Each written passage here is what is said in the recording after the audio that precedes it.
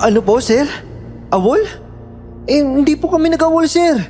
Inutusan mo kami pumunta sa lugar na to At nandito na kami ngayon. Dahil mahirap maging masaya bilang ako. Ang laman ko'y galit. Galit sa nakaraan. At hindi ako basta-basta makakaalis doon. Lumayo kayo sa akin! Sir! Protektahan mo ako! Maglalabas ako ng granada! Mas marami pa yung paparating!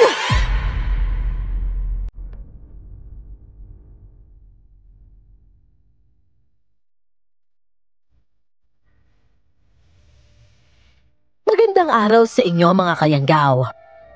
Naniniwala ba kayo sa DID o yung tinatawag na Dissociative Identity Disorder? Meron ba kayong kilalang may ganito?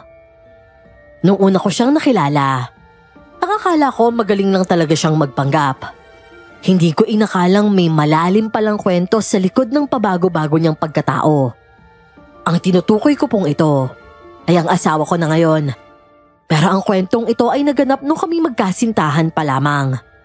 Pareho kaming pulis at maniwala kayo't sa hindi, dalawa ang nobyo ko sa iisang katawan. Ang isa tawagin nating Aaron at ang isa naman ay Kyle. Para madaling sundan ang aking pagsasalaysay, sisimulan ko na po ito. Ako nga po pala si Jane. At ito ang aking kwento.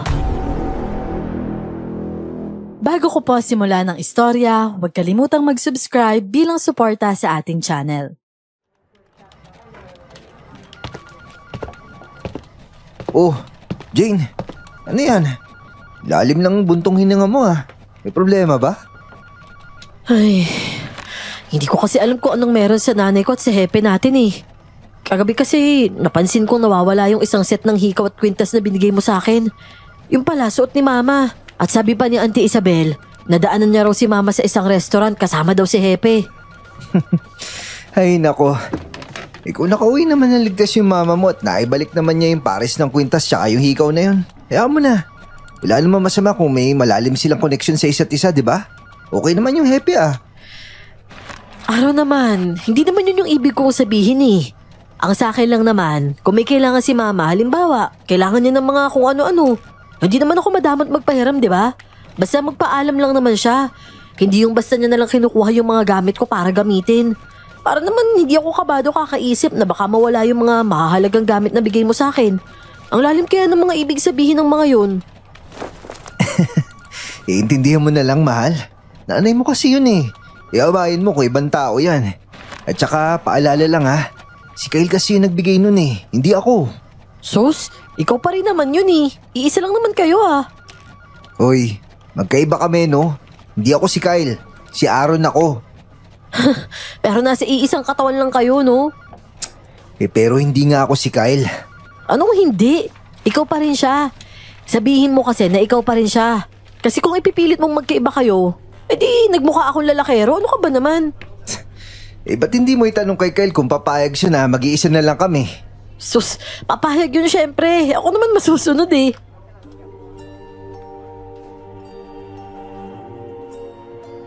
Para sa akin noon, medyo mahirap intindihin ang pagkatao ni Aaron. At uulitin ko po, dalawa kasi ang pagkatao ng nobyo ko na nasa iisang katawan. Ang isa ay tawagin nating Aaron at ang isa naman ay Kyle. Para bang kapag in charge ang isa sa katawan nila, tulog naman ang isa. Hindi ko pa talaga maintindihan nun kung paano yun nagwo-work sa kanya. Pero ang totoo po talaga ay nangyayari yun.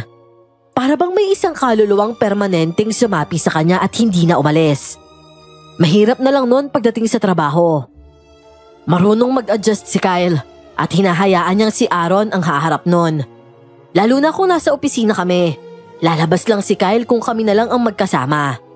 Pero minsan may pagkakataon na kapag kausap siya ng hepe, si Kyle ang in charge sa katawan niya.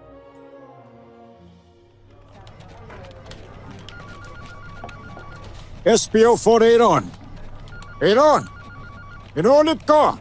SPO-48 on. Ahem. Psst! Mahal, tawag ka ni Chief Jane, wala si Aaron. Tulog. Anong tulog si Aaron? Loko-loko to Hoy, Kyle, oras ng trabaho ngayon ha. Ilabas mo nga yung si Aaron. Bilisan mo na. Baka mamaya mahalata niyang dalawa kayong kaluluwa dyan eh. Ay nako, sige na nga. Hoy, SPO4 Aaron. Kanina pa kita tinatawag ah.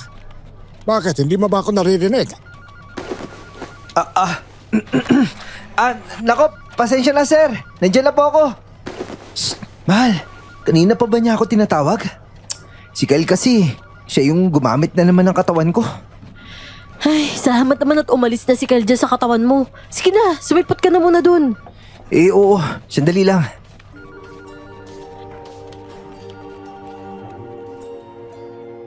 Matigas ang ulo ni Kyle. Walang kinakatakutan habang si Aaron naman, masunurin. Kumbaga si Kyle walang pakialam sa trabahong pulis. Dahil ang pagiging pulis ay sinumpaan lang ni Aaron. At si Kyle, hindi ko pa alam noon kung ano ang hangarin niya sa buhay. Parang ang hirap talagang paniwalaan, di ba? Pero hindi pa alam ng hepe namin noon na may personality disorder siya. Dahil maayos naman talaga siyang magdala.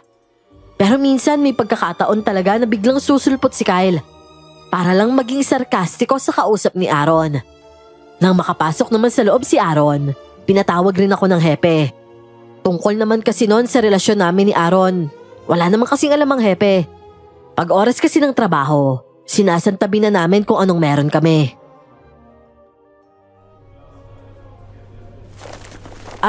Sir, bakit niyo po ba ako pinatawag?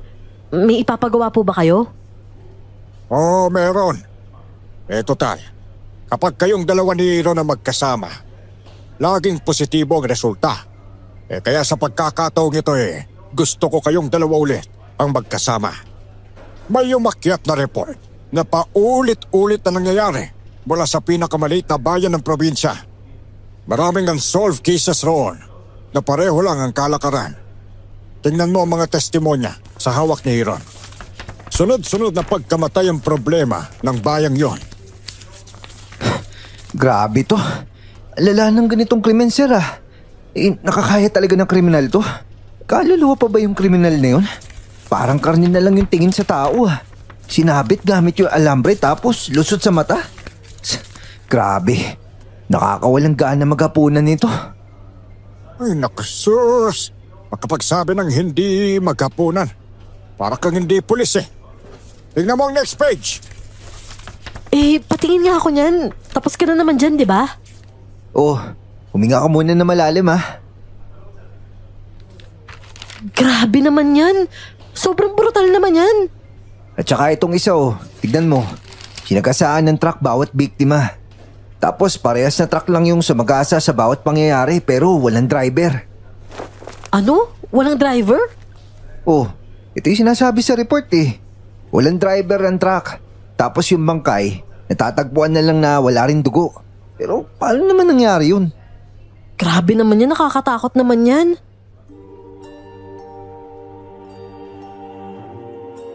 Para sa akin, nakakakilabot ang report na yon. Parang hindi normal na tao ang pumapatay sa nasabing lugar.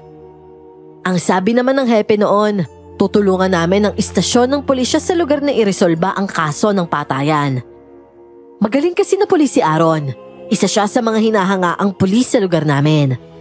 At ako naman, isang karangalan din para sa amin ang makasama siya. Lalo na't bawat misyon na ginagawa namin, laging positibo ang resulta. 2 araw naman makalipas ay pinuntahan nga namin ni Aaron ang maliit na bayan na yon. Ayon sa hepe ay handa na ang lahat ng kailangan namin doon. Medyo may kalayuan nga ang lugar na yon dahil 3 oras ang biyahe mula sa amin. Pagkarating naman namin, masasabi ko na parang barangay lang ang sitwasyon ng lugar.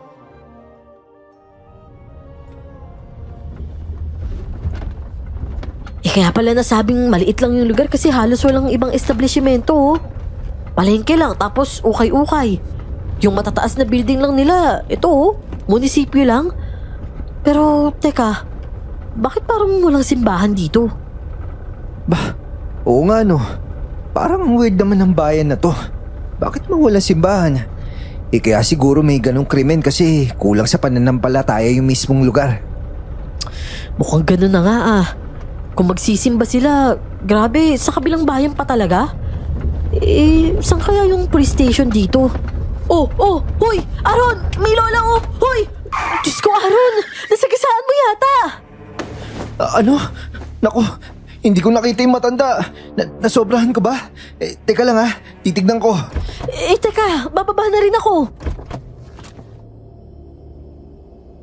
Mabilis kaming bumaba ng sasakyan pero biglang nang tingnan namin ang nakita kong matandang babaeng nabundol. Wala kaming ibang nakita roon kundi ahas. Napaatras pa ako nang gumapang ito papunta sa akin at mabilis lang akong nilapitan ni Aaron at hinila palayo sa ahas. Wala namang matanda dito Baka na malikmata lang tayo. Halika na, pasok na sa kotse. Delikado yung ahas na yan. Tara na. Sige. Pero ano ba kasing nangyari? Ang linaw-linaw na matanda yun kanina, di ba? Tapos ngayon, ahas na lang? Pinagpawisan ako dun Akala ko nakadali talaga ako ng matanda.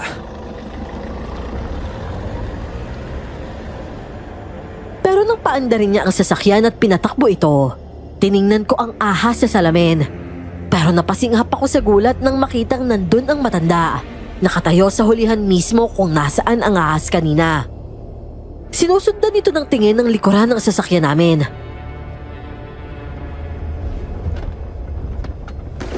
Uy! Babe! Yung matanda nakita ko siya ulit! Ayun siya Aba, oo nga no. Paano nangyaring hindi natin siya nakita? Oo nga Pero ayos lang naman siya Huwag mo nang balikan. Hindi kasi maganda yung kutob ko dyan. O sige, tsaka tignan mo nakatayo nga siya. Hanapin na nga lang natin yung police station dito.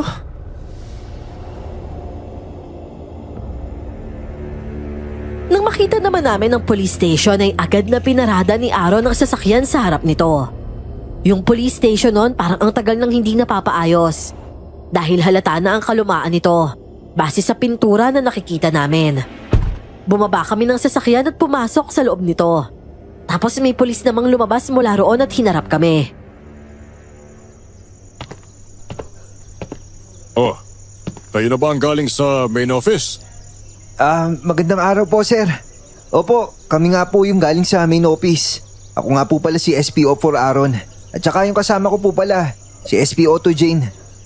Magandang araw po, sir. Kayo po ba si Chief Rabuel? Oo, ako nga. Halina kayo, pumasok kayo. Nga pala, huwag kayong magtaka kung kakaunti lang ang pulis dito sa istasyon ha. Nasa misyon kasi ang iba. Dahil nga sa reklamo na namang natanggap at tungkol na naman sa patayan. Alam niyo na kung ano yun. Medyo malaki nga po yung problema sa lugar natin, sir Oo, kaya nga humihingi talaga kami ng tulong sa itaas.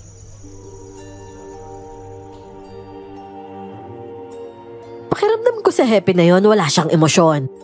Kung si Kyle umaastang parang walang pakialam sa paligid niya, parang mas malala pa sa kanya ang Hepe na yon. Pero syempre inasikaso niya kami at dinala rin sa tutuluyan namin. Isang lumang bahay pala yon at malaki naman pero gawa sa kahoy.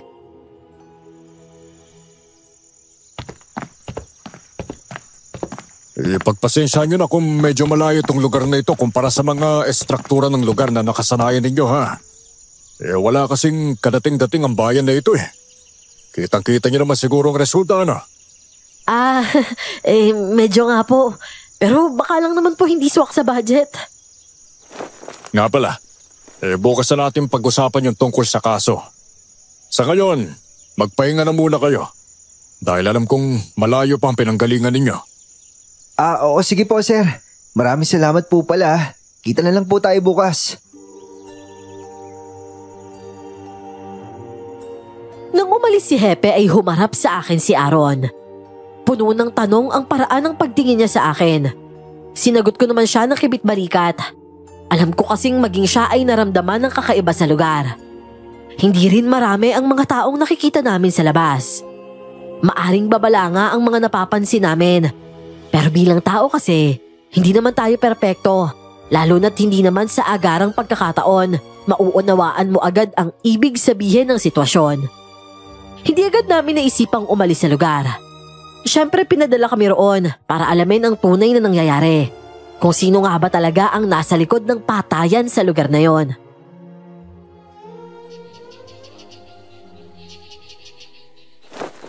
Uy, Aaron, sa tingin mo, kaya ba natin to?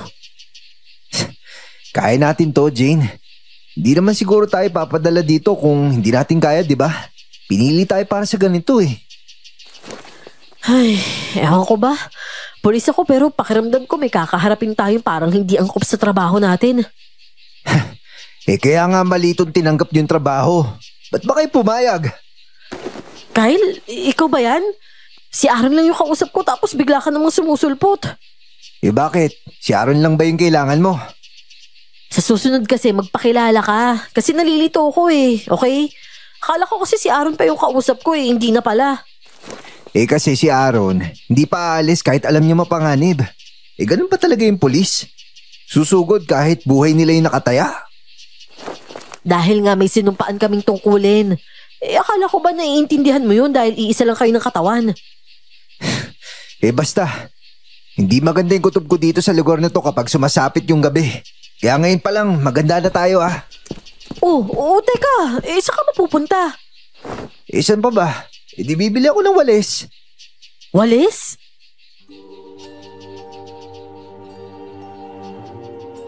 Matagal nang weirdo si Kyle para sa akin. Nung panahong yon, hindi ko pa maintindihan ang ibig sabihin niya sa walis. Pero umalis kami noon at nakasunod lang talaga ako kahit saan siya magpunta. Doon ko napagtanto na walang tindang walis tingting doon at walis tambu lamang ang nakita namin.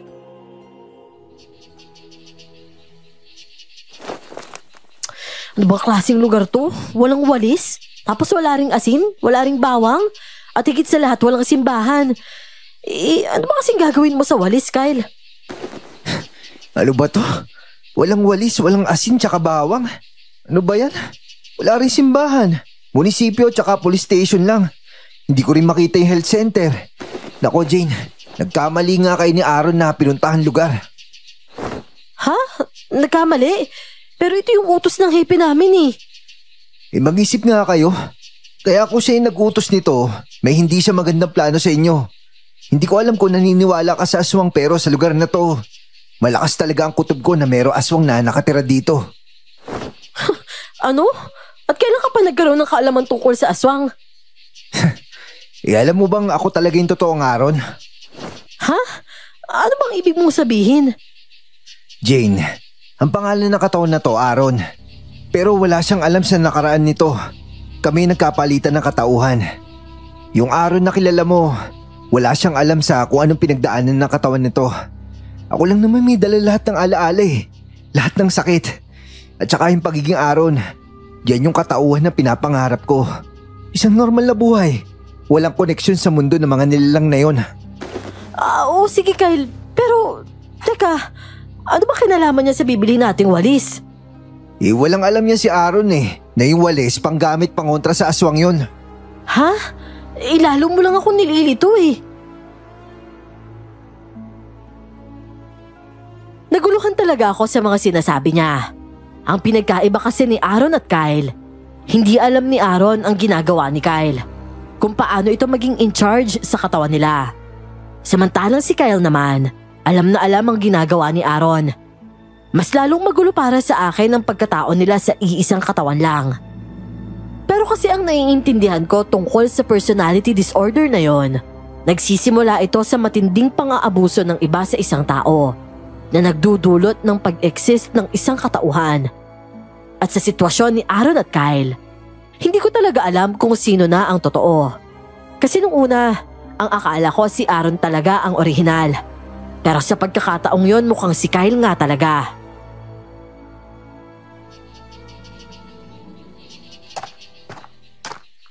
Ate, kuya, hindi niyo alam kung anong lugar ang pinuntahan ninyo. Umalis na kayo rito habang maaga pa. Ha? Anong... Uy, teka lang bata, sandali lang. Bata, sandali lang. May tatanong lang kami. Umalis na kayo. Hindi kayo ligtas rito. Musta? Bumalik na kayo. Jane, hayaan mo na. Huwag mo na habulin. Malinaw naman na gusto niyang tumulong pero mukhang bawal. Ibig sabihin ba nun, Kyle? Alam mo yung ibig niyang sabihin? Oo, Jane. Kaya huwag niyo nang gawin ni Aaron yung misyon. Umalis na tayo.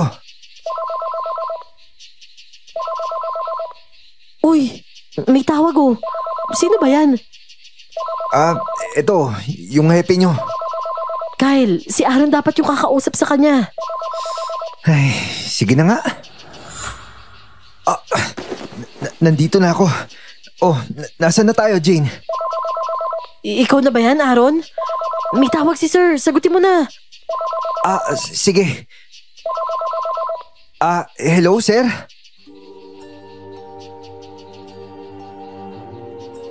Huminga ako ng malalim at napailing. Hindi ko alam kung halimbawang ibang babae ang naging girlfriend ni Aaron. Maiintindihan siyang ganon. Ilang cellphone na kasi ang nasira ni Aaron dahil sa ganong sitwasyon. Yung tipong magigising siya bilang si Aaron habang hawak ni Kyle ang cellphone.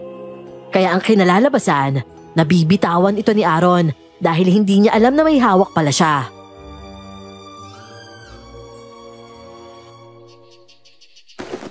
Ano po, sir? Awol? Hindi po kami nag-awol, sir. Inutusan mo kami pumunta sa lugar na to, At nandito na kami ngayon. Ano? Anong hindi kayo nagsabi na pumunta dito? Hindi. Kayo ho yung nagsabi, sir.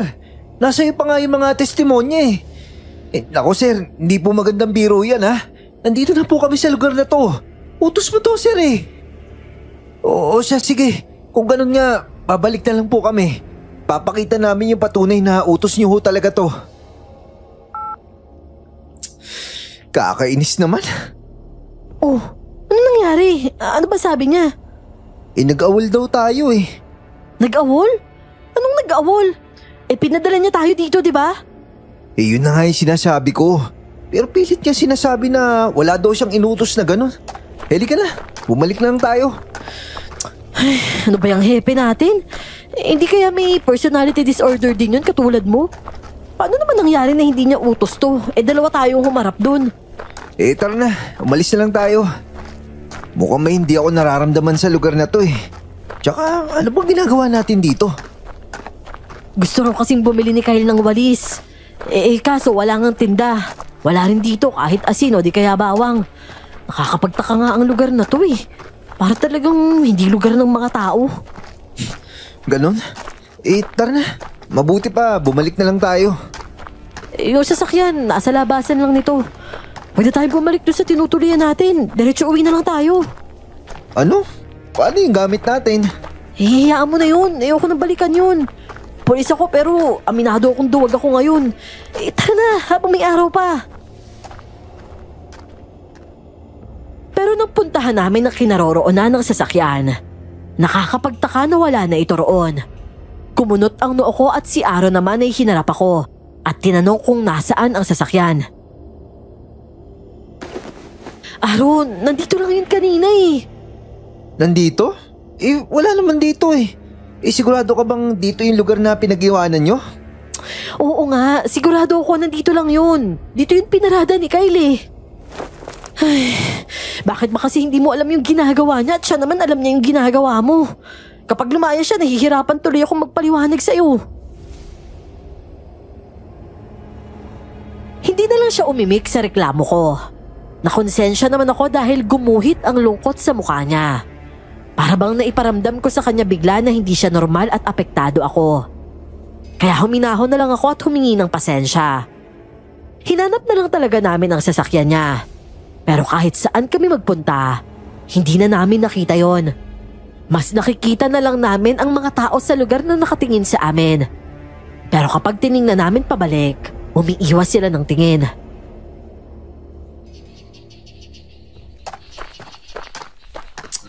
Nakakainis. Ba't hindi ba natin makita yun? Ay, kanina pala, may batang lumapit sa atin at sinabing umalis na daw tayo dito sa lugar na to habang may araw pa daw. Bakit daw? Kasi daw, marami daw aswang ang nakatira dito. Tapos si Kyle, may alam siya sa mga aswang. Ano? Alam niya? Ba't ako hindi? Ewan ko rin. Bakit nga ba hindi mo alam tapos siya alam niya? Ay, mabuti pa gawin na lang natin yung gusto niya. Umalis na lang tayo dito. Parang may nakita naman akong tricycle banda dun Baka papunta yun sa kabilang bayan. Teka na, mag-commute na lang tayo. Pero Jane, paano naman yung sasakyan ko? Halika na. Aambagan na lang kita para makabili ng bago. Isa ngayon, wala na tayong panahon para sa ibang bagay. Sariling kaligtasan na lang muna natin yung unahin natin.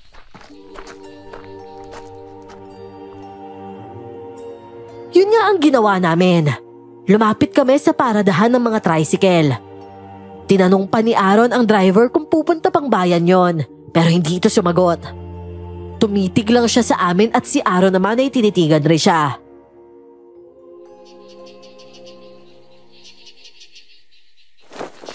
Manong, narinig niyo po ba ako? Saan po ba yung sasakyan papunta sa kabilang bayan? Aaron, hayaan mo na. Ayaw niya sumagot eh. Kaya nga eh. Tara na, umalis na lang tayo dito.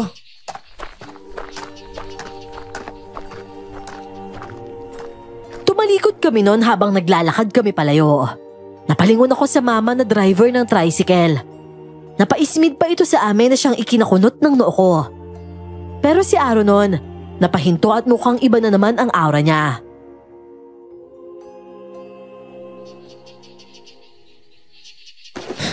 Nako, wala na ibang paraan para makalis dito maliban na lang kung...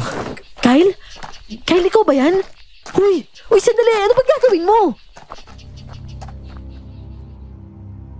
Alam kong si Kyle ngayon. Ganon siya kabilis sumulpot sa katawan ni Aaron. Bumalik siya papunta sa tricycle driver at napasunod naman ako. Malalaki ang mga hakbang niyang nilapitan ito at walang ano-ano'y dinaklot niya ito sa damit. Naiinis talaga ako kapag tinitignan ako na parang walang alam. Ano ba ginagawa mo Naghahanap ka ba ng kamatayan? Pero parang may kakaiba sa dugo mo Amoy nakaraan at kasalukuyan. Ano kaya meron sa'yo, no? Bakit parang naamoy ko na may nagbabalik? At isang banta! Anak na! Hoy, Manong! Huwag mo nga siya sakalin! Ibaba mo yung baril mo, ma'am! Walang silbi sa tulad ko! Walang silbi?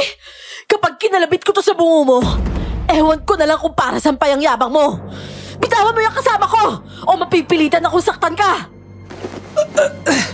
Jane, ibaba mo na. Hindi siya tatablan ng bala. Ano? Paano?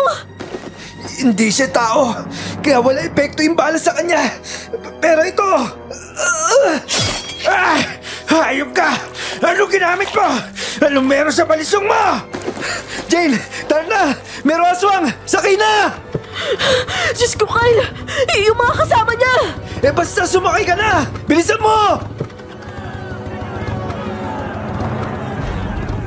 Nagsibabaan na kasi ang mga kasama niyang lalaki. Nilabanan na siya ng mga ito at dun ko nakita ang katauhan ni Kyle na lumalaban. Hindi ako pwedeng manood lang, kaya tumulong na rin ako. Hahawakan sana ako ng lalaki na parang bagay na pwede niya lang damputin. Kaya sinaluko ang palapulusuhan niya at siniko ko ito pa ibaba.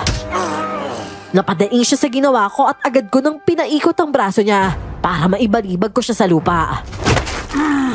Hindi sementado ang lugar na yon, kaya lupa talaga ang babagsakan kapag natumba ka.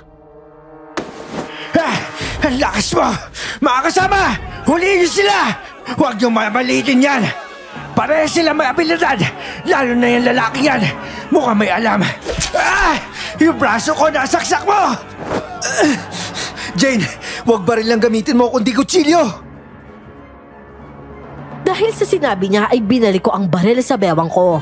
Habang iniikutan ng sipa ang isang tricycle driver na lumalaban sa akin. Kasabay ng sipa na yon sa paikot na paraaning naibalik ko sa lagayan ng baril. Kaya sa pag-upo ko ay hawak agad sa kutsilyo na nasa sapatos ko. At isinabay ko sa pagtayo ko ang pagbunot nito. Kaya sa pag-atake ng lalaki sa akin, na parang baliw na parang naglalaway na ewan, paglapit niya ay isang laslas sa noo ang nagawa ko sa kanya.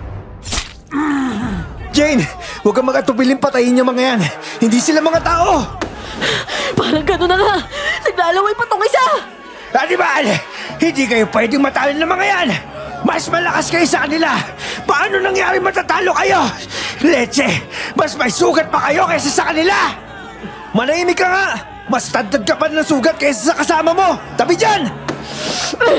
Kung ayaw niyong masaktan, huwag kayong lumapit. Jane, tara na. Napatakbo agad ni Kyle ang tricycle na yon. Tumayo ang mga lalaking nagkalat sa lupa at hinabol ako. Yung tricycle niya noon tumatakbo na at hinahabol ko. Pero dahan-dahan lang para makaabot pa ako sa kanya. Huwag ka magpapahuli. Hindi mo kaya yung mga yan kapag naabutan ka. Oo, alam ko! Nandiyan na ako! Tara, bilisan pa na! Tinalon ko na lang ang maliit na distansya na natira noon at nakasabit ako sa tricycle. Nang makita niyang nakakapit na ako, binilisan na niya ang takbo nito. Muntik pa akong makabitaw dahil dumulas ang kamay ko. Pero mabuti na lang at nakakapit pa ang kuko ko na hindi natuklap at nakakuha rin naman ako kaagad ng buwelo. Ano, Jane? Ayos ka lang ba? Oo, ayos lang ako. Diyos ko, ano ba yung nangyari sa atin? Yung mga tao sa lugar na to, hindi normal eh. At yung hepe naman natin, Diyos mio, ano ba kasing nangyari doon? Sa palagay ko, hindi yung hepe yung nakausap niyo nagbigay ng ganitong trabaho. Ibang tao yun. Ano? Paano namang ibang tao? Si Hepe nga yung kausap namin. Maaring si Hepe nga yun pero hindi siya yun. Kasi kung siya yun, hindi niya kayo pagbibintangan na nag-awal kayo. At sa totoo lang, Jane, yung mga tao sa lugar na to, puro kampon ng mga demonyo. At ang mga tulad nila, may ibang kakayanan na hindi mo alam. Tara na. Mabuti pa, magpahinga ka muna dyan. Kailangan muna natin makaalis dito. Ikalma mo muna yung sarili mo. Napaupo na lang ako sa upuan. Huminga ako ng malalim at nagpunas ng pawis. Dahil din sa pawis na pinunas ko ay nakaramdam ako ng hapdi sa kuko ko. Yung pala nagdurugo ito dahil may tuklap. Halos binuhat kasi noon ang bigat ko kanina nang muntik na akong makabitaw. At sa sobrang stress ko noon, sinipsip ko na lang ito at isinandal ang sarili sa sandalan ng upuan.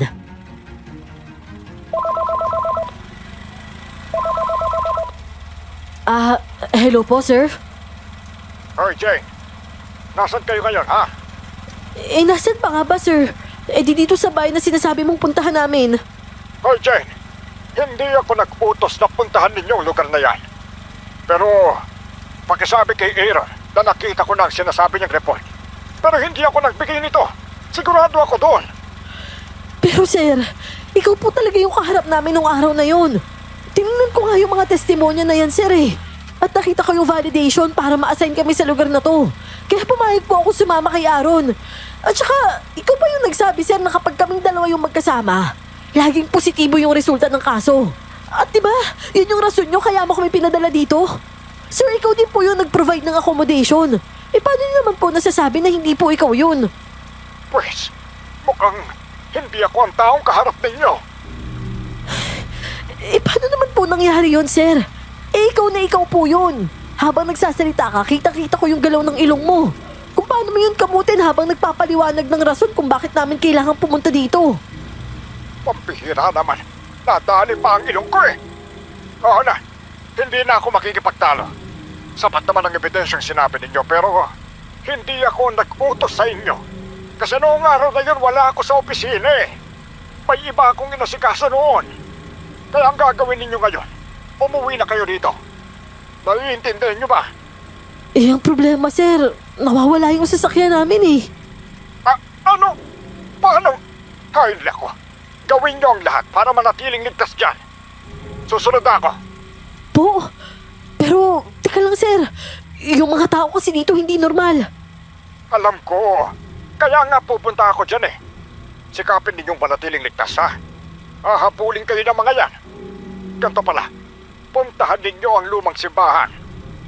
Lumang simbahan po? Teka nga, sir.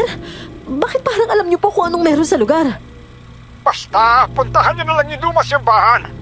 Pinalot na lang gubat ang lugar na yon. Pero kapag napuntahan niyo yon, doon lang kayo. Ligtas kayo sa loob. Magpapadala na lang ako ng sketch. Hintay mo lang sandali, ha? Oo, sige po. Binaba na niya ang tawag. Mababakas ko sa boses ni Sir Franco ang pag-aalala niya sa amin. Napatitig na lang ako sa cellphone ko habang naghihintay ng notification. Hindi naman nagtagal, dumating na ang mensahe niya at isang litrato ang pinadala niya.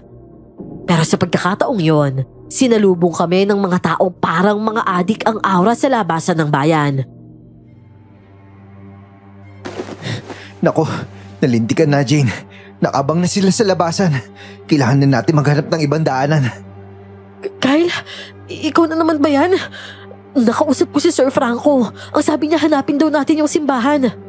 Simbahan? Oo, simbahan daw. Humahabol na sila, Kyle. Tingnan mo, meron pa sa hulihan.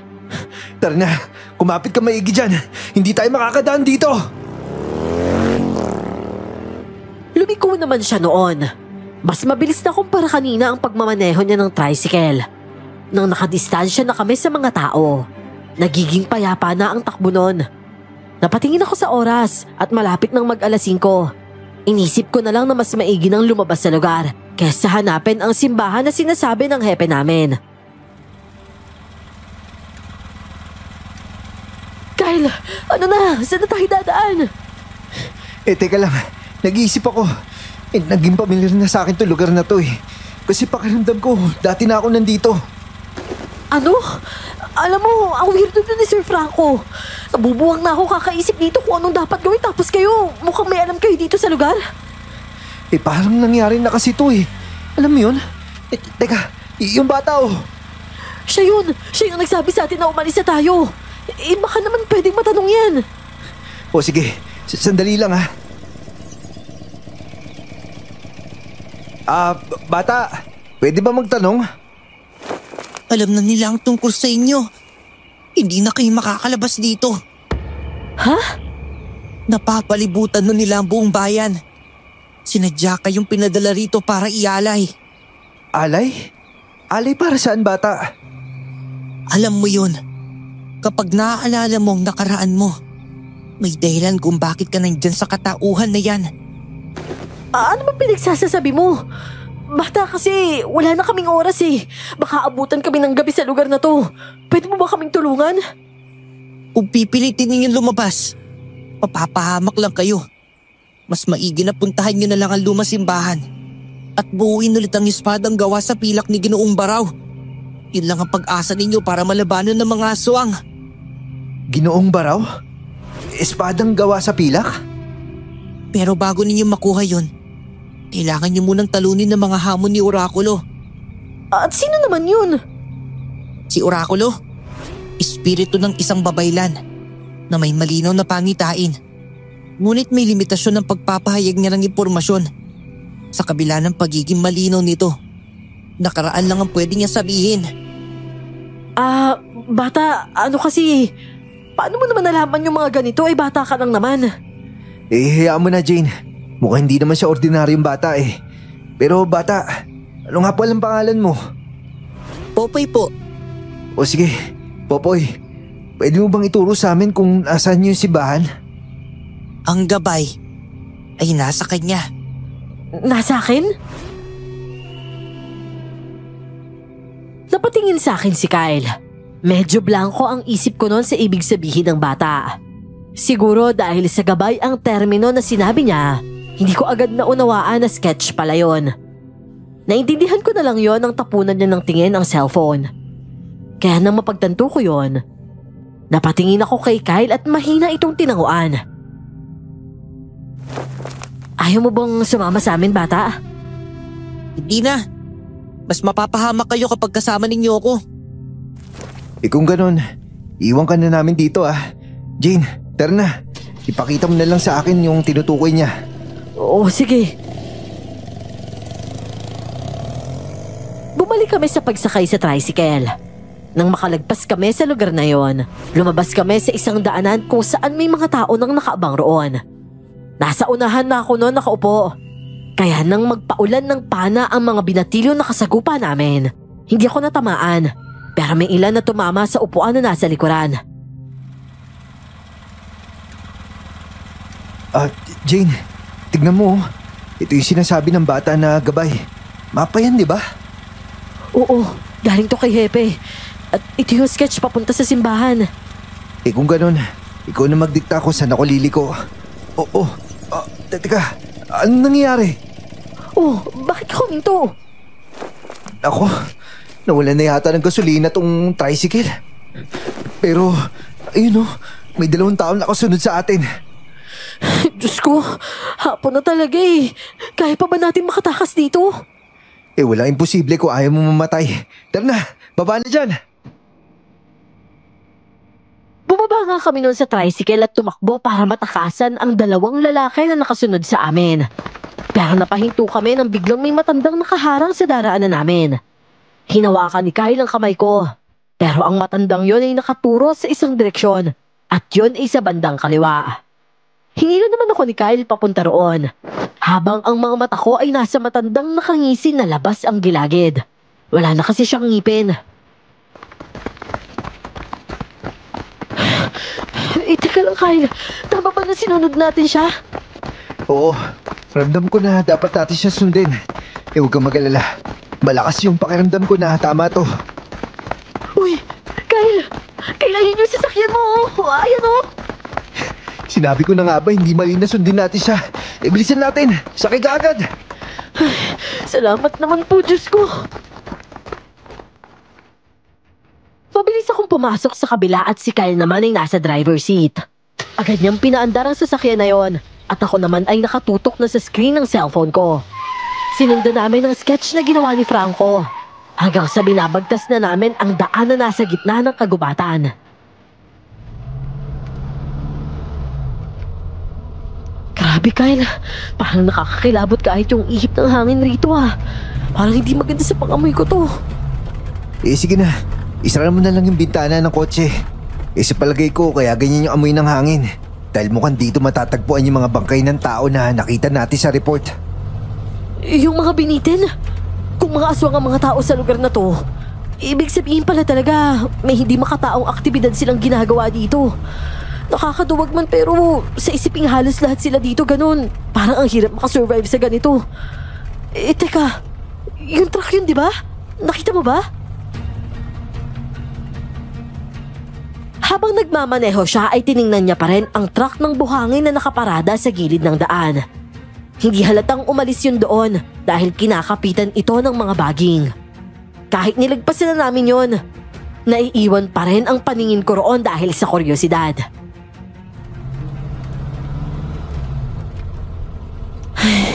Alas 6:30 na talaga ng hapon. Malapit na magdilim pero hindi pa rin tayo nakakarating sa sinasabing simbahan. Tapos yung lugar na to, parang mga walang mga bahay oh. Basta, kahit anong mangyari, huwag kang aalis sa tabi ko ah. Ikaw pa rin ba yan, Kyle? Parang medyo natatagalan na si Aaron ah. Baka mamaya pagising niya niyan, gulay na siya. Hindi ko pwedeng paubaya kay Aaron tong sitwasyon na to. Nanindigan talaga siya maging pulis, pero inosente siya sa mga ganito. Mas mapapahamak tayo kung hayaan ko siya magdesisyon ng lahat. Maraming salamat talaga, Kyle ah. Kasi kahit papano may alam ka sa ganito. At nakakalusot tayo ngayon. Kasi talagang parang pamilyar sa akin yung lugar na yun eh. Bawat liko ng sasakyan parang napuntahan ko na dati. Hindi ko lang alam kung nararamdaman yun ni Aaron. Hindi kaya dito ka rin ang galing? Kung dito nga ako nang galing, ibig sabihin nakaligtas na ako noon. Kaya hindi malabo makaligtas tayo ulit ngayon. Basta nararamdaman ko, bakit yung daan na ito eh. Tapos papasok tayo sa kakahuyan pakaliwa. Hinulaan lang niya ang sunod na lirikoan namin. Nung una nagkamali siya dahil lumiko nga kami. Pero kalsada pa rin yun at hindi kami pumasok sa gubat. Mahaba pa ang tinakbo ng sasakyan. Hanggang sa kinain ng 20 minutos ang natira namin sa daan.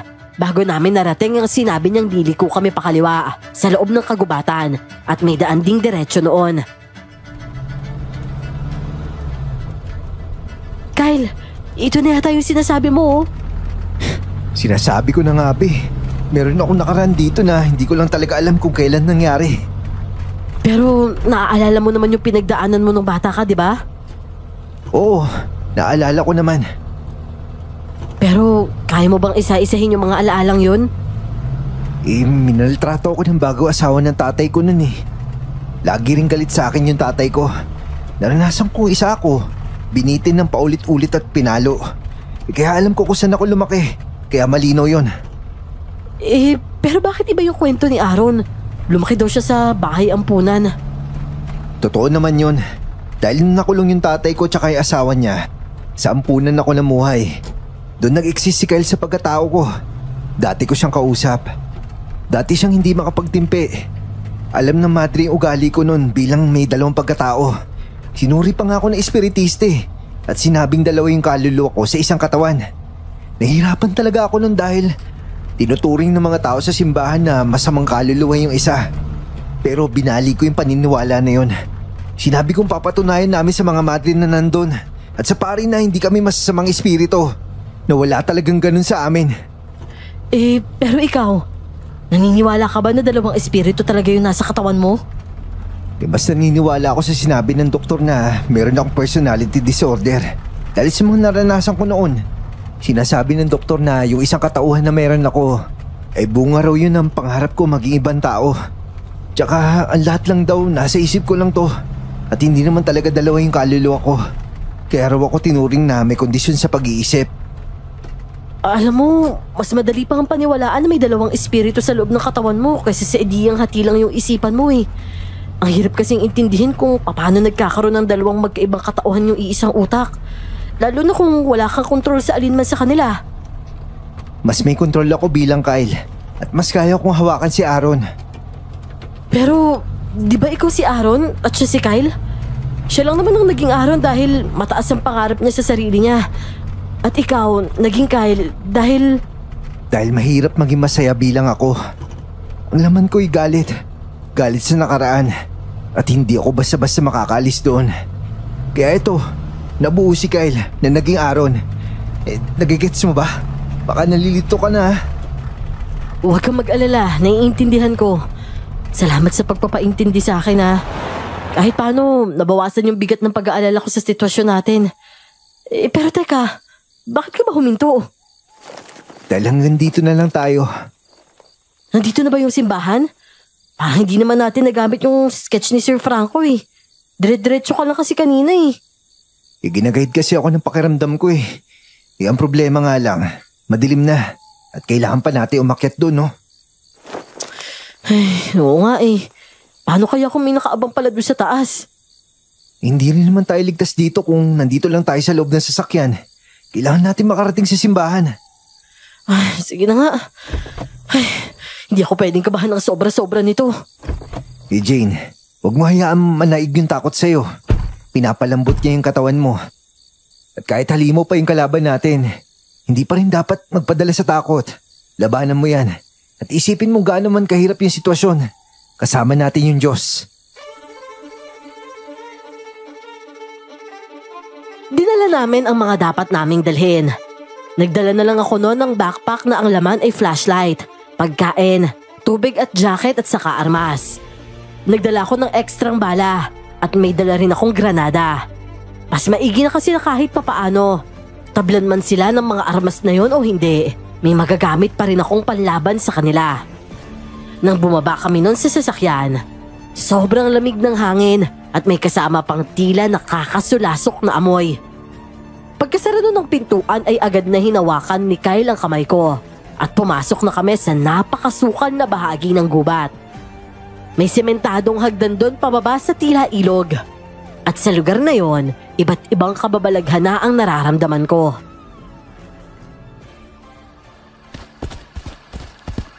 Jane, relax ka lang ha. Huwag kang kakabahan. Oo nga eh, pero hindi ko talaga maiwasang kabahan eh. Pasensya ka na. Tara na, bilisan natin. Patakbo kaming bumaba sa hagdan noon. Dumaan kami sa tulay na sementado rin. Tila ginawa yun matagal na panahon na ang nakalipas. Ang nakakakilabot pa sa lugar na yon dahil iba't ibang klaseng bulong ang naririnig ko. Hindi ko maintindihan ang mga sinasabi nila, pero nakakapanindig yun ng balahibo. Nandiyan na sila. Bilis pa. Aakyat tayo sa hagdan. Grabe naman to, Kyle. Para akong nilalamo ng takot eh. Ang hirap na talagang huminga. Kaya nga kailangan mo kontrolin yan. Kulang ka sa pananampalataya, Jane. Isipin mo yung Diyos. Hindi ka nun pababayaan. Yun lang yung makakapitan natin sa ngayon. Oo, alam ko naman yun. Tara na. Bilisan mo, akyat na. Pero teka lang, Kyle. May humahabol sa likuran natin, oh. Basta mo lang pansinin. Basta focus lang sa daan. Bilisan mo. Naiiyak na ako noon sa ginagawa niya. May humahabol kasi sa amin habang papaakyat kami sa hagdan. At habang kinukwento niya ang nakaraan niya, sinisipa niya at binabanata ng punyal ang mga nilalang na yon. Tama ka, Kyle. Hindi niya tayo pababayaan. Kaya nga niya tayo binigyan ng ganitong abilidad para may magamit tayo sa pagkakataong to. Kaya hindi siya matakot. Lalaban ako, Kyle! Ah! Diyos ko, alisin niyo po yung pagod sa katawan ko. Ah! Nahulog na sila! Bilisan mo na, Kyle! O sige, takbo na! Malapit na tayo! Kyle! May sumasalubong! Yung punyal! Gamitin mo!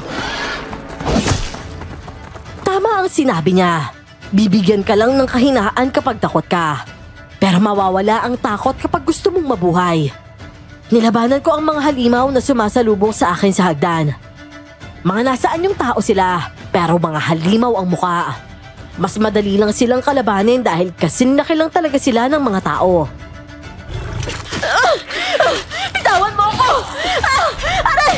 Ang sakit ng kuko mo! Jane! Hayop ka, aswang ka! Bitawan mo siya! Jane, huwag ka matakot. Mahina aswang lang yan. Dati siyang tao na ginawang aswang. Dito ka! Ako harapin mo! Hinila niya ang aswang na bumabaon ang kuko sa balikat ko. Tinulak niya ito pababa hanggang sa nadali nito ang ibang kasama. Malayo ang pinaggulungan ng mga ito at agad niyang hinarap ang dalawa pa na nasa unahan namin. Magaling lumaban si Kyle kahit sabihin pang mas malakas ang aswang. Natulak niya ang isa sa baba pero ang isa ay nakalumot siya sa likod. Napahiyaw siya sa sakit at dahil doon ay hinagis ko ang patalim sa aswang. At nang tumama ang kutsilyo ko sa katawan nito, hindi ko na alam kung saan yun banda. Delikado na kasi kapag kinapa ko pa, kaya hinila ko na lang siya at tinulak pababa. Naisip ko kasi meron pa akong magagamit na kutsilyo sa loob ng bag ko. Kaya ang mga aswang na paakyat sana, gumulong ulit pababa. Kyle, bilisan mo! Tara na! Ang hapdi nito! Tara na! Bilisan mo! Umakit na tayo bago pa sila makahuma! Sa kabila ng panghahapdi ng mga sugat namin, tumakbo kami pataas. Nakarating kami sa simbahan at dali-dali kaming pumasok roon. Mukhang sira ang pintuan kaya makakapasok kami na ganun lang kadali. At ang mga aswang noon hanggang sa labas na lang.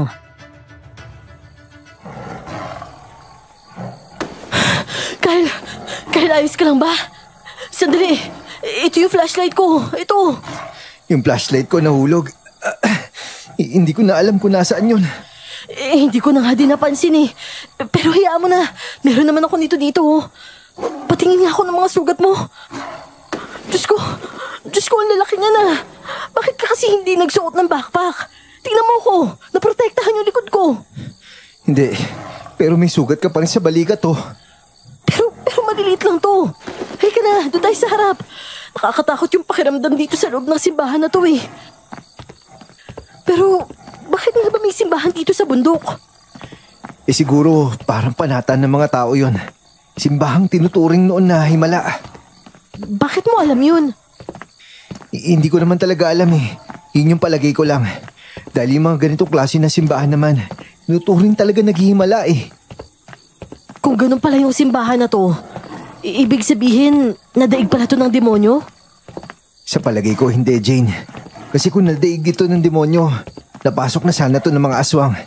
Pero tignan mo, hanggang labas lang sila oh. Nakakainis. Sandali lang ha. Upo lang ako. Sobrang sakit ba? May dala naman akong betadine dito sa loob ng bag ko.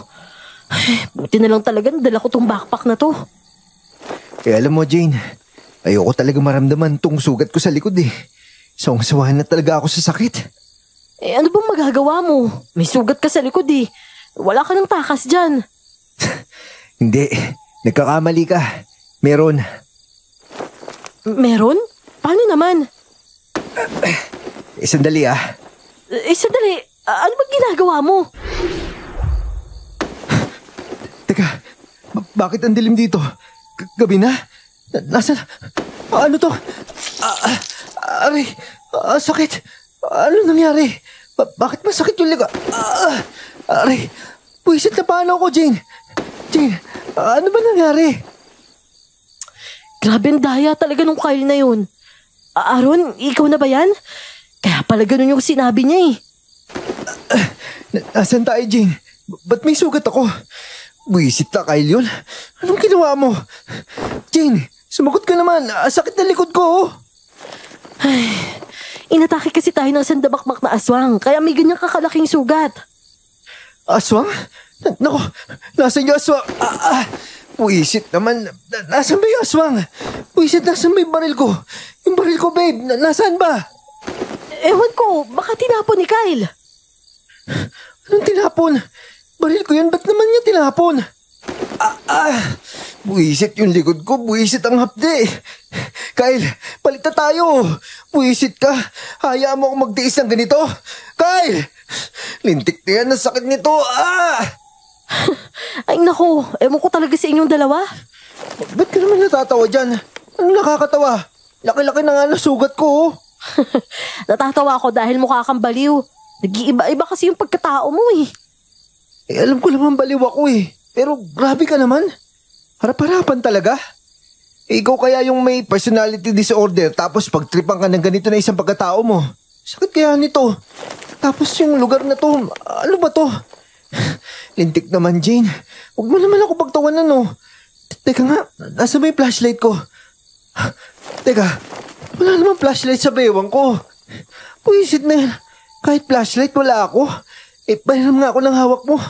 Buwisit talaga tong Kyle na to eh. Ito yung ayaw ko kapag siya yung kumukontrol ng katawan ko eh. Nasa simbahan nga kasi tayo, Aaron. Yung lumang simbahan sa lugar na to. Oh, akala ko ba wala simbahan? Tapos ngayon may luma ng simbahan? Simbahan to sa ibabaw ng bundok. Teka nga. Hindi pa ako tapos gamutin yung sugat mo eh. Oh, ba't hindi niya ginamit yung baril? Di sana, hindi na nasugatan yung katawan namin ng ganito. Hindi nga kasi siya marunong gumamit ng baril. Punyal yung ginamit niya. At kapag baril yung ginagamit niya, baliwala sa mga aswang yun. Hindi sila natatablan. Ano ka ba? Buti nga siya yung in charge eh. Kung ikaw, naubos lang siguro yung bala tapos hindi tayo nakarating dito. Dito ka na nga. Bilisan mo na't lilinisan ko na yung sugat mo. May aswang tapos bukas yung pintuan ng simbahan? Paano kung pinasok tayo dito? Hindi sila makakapasok, Aaron. Takot sila, kaya halika na dito. Daing siya ng daing dahil sa sugat niya sa likod. Halatang masya ang labis na nasaktan sa laban ng pinasok ni Kyle. Maingat kong pinunasan ang sugat gamit ang malinis na damit at alkohol. Nilinis ko rin ang gilid ng sugat at saka ko nilagyan ng konting betadine. Kitang-kita ang 3 malalalim na kalmot na tila gawa ng matutulis na kuko. Nang matapos ko siyang gamutin, sa kanya lang napansin na may sugat ako. Jane, may sugat ka? Ba't di mo sinabi? Inuna mo pa yun sa akin. Hindi naman kasi to kasing lala ng sayo eh. Ito na nga ba yung ayaw ko eh. Akin na nga yan. Ako na yung gagamot tsaka magkwento ka ha. Kasi wala akong kamalay-malay sa mga nangyayari eh. Para ako natulog tapos nagising na lang ako sa bangungot. Hoy, kumulma ka nga lang. Promise iningatan naman ako ni Kyle eh. Ginawa niya ang lahat para hindi ako masaktan. Kaya wag ka na magalit sa tukayo mo. Ang hirap kaya. Ang mahalaga, hindi kanya tinraidor. Alam niya yung ayaw at gusto mo. Hindi niya ginagawa kapag yung isang bagay ayaw mo talaga. Pero na lang kung pagtripan ka niya. Tulad niyan. Ayaw niya kasing damdamin yung sakit na yan eh. Kaya pinalit ka niya. Ang daya nga eh. Mas masakit maramdaman yung sakit kapag hindi mo alam kung anong nangyayari. Kaya nga nagmukha kang mas iyakin kaysa sa kanya, di ba? Oh, iyakin ka dyan. Mukha ba akong umiyak? Aray ko? Uy, yung sugat ko naman. Dahan-dahan ka lang. Pasensya ka na ha. Pero, teka, narinig mo ba yun? Narinig yung alin? Yun o, pakinggan mo kasi. Anak ng ahas? Jane, ang dami ahas oh! Taranta kaming napatayo nang makita ang mga ahas na papalapit sa amin. Agad kaming nagtalikuran at siya naman ay kapa ng baril sa katawan. Wala siyang makapa kaya binigay ko ang isa na nasa katawan ko. Dalawa kasi ang baril na dala ko. Ang isa ay nasa katawan at ang isa naman ay nasa bag ko. Huwag kayo lumapit! Huwag kayo lumapit! Babe, dumadami sila. Kailangan natin lumabas. Pero hindi tayo pwedeng lumabas dito. Aswang naman yung makakatapat natin doon. Pero ahas naman yun nandito. Tara na! Mas maigi na yung ahas kasi namamatay sila sa bala. Yung mga aswang hindi. Nakakainis naman. Hoy, huwag kayo lumapit. Mga anak ng tinapa kayo. Ito sa inyo. Pinaulanan niya ng bala ang mga ahas na yon. Maging ako ay natataranta rin sa mga ito. Ang babangis kasi ng mga ahas na yon. At sa patuloy naming pag-atras, nakarating na kami sa pintuan ng simbahan. Ang bag ko naman ay naiwan dun sa unahan. Dahil hindi naranasan ni Aaron ang laban sa mga aswang, bigla niyang hinawakan ang mga kamay ko at hinila ko palabas. Aaron! Aaron, teka lang, hindi tayo pwedeng lumabas! Aaron! Pero ang dami ahas sa loob. Teka, ano yung bumagsak? Ano? Akala nyo, ligtas na kayo sa loob? Hindi man namin mapasok sa simbahan. May mga hayop pa rin namumuhay dyan na ayaw sa inyo! Aaron! Diyos ko naman, sabi ko sa'yo, hindi tayo pwedeng lumabas eh! Hayop na yan. Anong klase nilang to? Nagsasalita! Mamatay ka na! Para ka parang sinaulo, no? Kanina, alam mo kung paano kami labanan. Ngayon, gumagamit ka ng baril. Tapos, paiba-iba pa ang pangalan mo. Nakakabuang ka! Anong meron sa'yo? Ha? Jane, diyan ka lang sa likod ko, ha? Kyle! Kyle, mukhang kailangan mo lumabas! Kyle! Anong lumabas? Anong Kyle? Ha? Nakaka-intriga naman yung sitwasyon yung dalawa. Mga kasama, kunin niyo sila! Aaron! Dito na tayo sa loob! Bilisan mo! Sandali, Jane. Mag-isip ako ng paraan. Yung mga ahas kasi. Bilisan mo na! Iwasan muna natin yung mga aswang sa itong mga ahas na to! Ano ba? Ano ba naman to si Aaron? Bakit ba ang hilig niya sa baril? Wala ngang kwenta yan eh. Jane, eto, kunin mo yung baril mo. Punyan lang gagamitin ko. Sige, aswang! Lumapit ka! Pambihira! Sinaulo ka ba? Kanina para kang tanga-tangan nagpapamatok ng baril. Ngayon, ang tapak-tapak mo halapin ako gamit ang kutsilyo! Jane, sige na. Atras sa loob. Kyle! Kyle, ikaw na ba yan? Oo, ako na to. Aaron! Tapos Kyle! Ano ba? May sumasabi ba sa'yo, ha? Wala ka ng pakialam doon. Halika! Kung gusto mong malaman ang totoong pagkatao ko, lapit! Pasukin mo kami dito sa loob ng simbahan! Kyle! Yung mga ahas dito sa loob! Nandiyan ako! Bumalik si Kyle sa loob ng simbahan. Halos wala na akong nagawa nun. Lahat ng kilos niya, siya ang may kontrol. Ang iba ay basta na lang niya hinahagis kung saan-saan. Anak lang, ang dami nito ah! Kyle! Kyle, ano gagawin natin? Huwag mo sayangin yung bala sa mga yan. Mahirap sila matamaan, lalo na kung mabilis sila kumilos. Ayun pa, Kylo! Ayun sa upuan! Huwag mo guluhin yung flashlight! Hindi ko makita! Oo! Ito! Mas pinili naming isa-isahin ang mga ahas na yon. Hanggang sa nakuha ko na rin bandang huli ang galaw niya at natulungan ko siya sa mga ahas. Hanggang sa maya-maya pa, mukhang naramdaman ng mga ito na nadedehado sila at naisipan na lang yata na umatras. Pero sobra na ang pagod na dulot nila sa amin.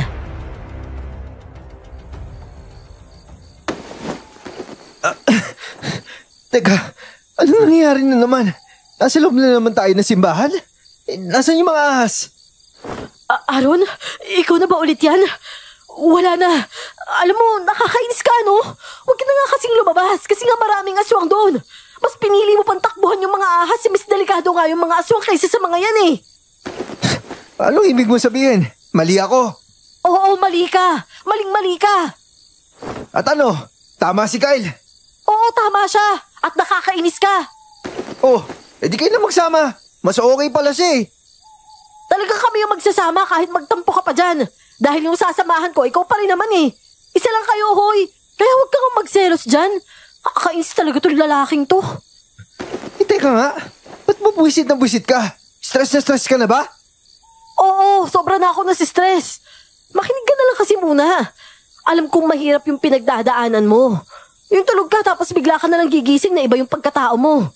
Pero kahit ganun, Aaron, maswerte ka pa rin. Kasi nandiyan sa pagkatao mo si Kyle. Yung mga bagay na hindi mo alam, alam niya. At dahil doon, napoprotektahan ka niya. Mahal ka niya bilang kapares mo sa iisang katawan. Kaya huwag kang magalit kapag may ginagawa siyang hindi mo naiintindihan. O bigla ka na lang nagigising na parang lugi ka sa sitwasyon. Tandaan mo, bago ka pa man magreklamo, siya muna yung unang nahihirapan. Siya yung may gawa kung bakit nawala yung mga ahas na yun? Oo, umatras na lang sila dahil marami na siyang napatay. Kinuha niya ang flashlight na hawak ko at inilawan ang sahig. Kitang-kita ko ang pagkamangha niya habang sinusuri ang mga ahas. Para bang hindi siya makapaniwala na nagawa niya yon bilang si Kyle. Nailawan pa niya sa sahig ang punyal na hawak ni Kyle kanina na nabitawan niya nung nagpalit na sila ng pagkatao.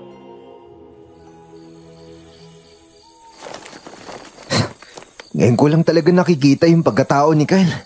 Ano ba talaga siya? Matapang ako pero masigit yung tapang niya. Matapang daw. Duwag ka nga eh. Ano? Duwag pa yun? Inarap ko nga yung mga aswang ah. Mali lang yung ginamit ko na armas. Parehas kami matapang pero magkaiba lang yung paraan namin. Talaga lang ah. Ay nako, biyasa kasi siya sa punyal. Mas nakita mo yan kumpara sa akin, di ba? Ako naman, magaling akong pulis. Kaya nga SPO4 ako, di ba? At yung bawat mission natin, laging success. Sadyang iba lang talaga yung sitwasyon natin ngayon. Pero kahit papaano, naging matapang naman ako, di ba? Imposibleng hindi. Teka, uy, Jane, nakikinig ka ba? Aaron, nakikita mo ba yun? Nakikita yung alin. Ayan oh, nagiging maliwanag na. Hala, Aaron, yung apoy tumatalon oh. Nasa likod mo oh. Apoy tumatalon? Nako, Jane, takbo! Teka lang, huwag kang lumabas. Anong huwag lumabas? Malay mo mas delikado yung sa aswang. Teka, nasa may baril ko. Pairam ako. Buisit, anong klase nila lang na naman to? Ano ka ba naman, Aaron? Hindi natatablan ng bala yan. Teka, ito ba yung sandal mo?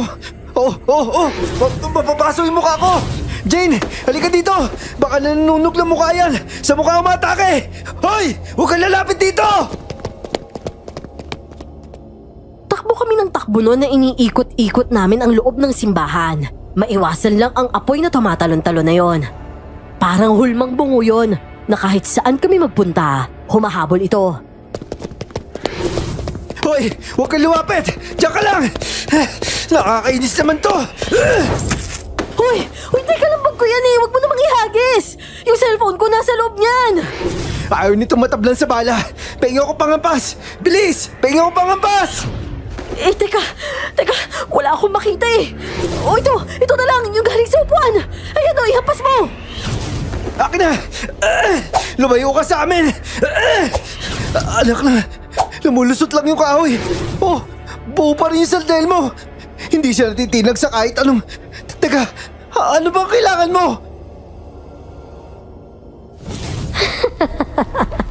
Nakakatawa ka naman. Anak lang, nagsasalita pa oh. Sino ka ba? Ano bang kailangan mo sa amin? Teka lang, Aaron. Parang hindi naman niya nananakit eh. Jane, teka, ano ginagawa mo? Huwag ka lumapit. Yung kamay mo baka mapaso. Baliw. Tignan mo oh. Hindi naman siya mainit eh. Ito, subukan mo. Ano? Teka, ayoko. Akala ko ba parehas kayong matapang ni Kyle? Kung si Kyle siguro yan, baka kinausap pa niya yan eh. Kinakausap ko naman yan ah. Ayoko lang talaga hawakan. Hoy, wag yung mukha ko. Isa ka rin eh. Apoy pero malakas mangasar. Pero, oo nga no. Hindi naman siya mainit oh.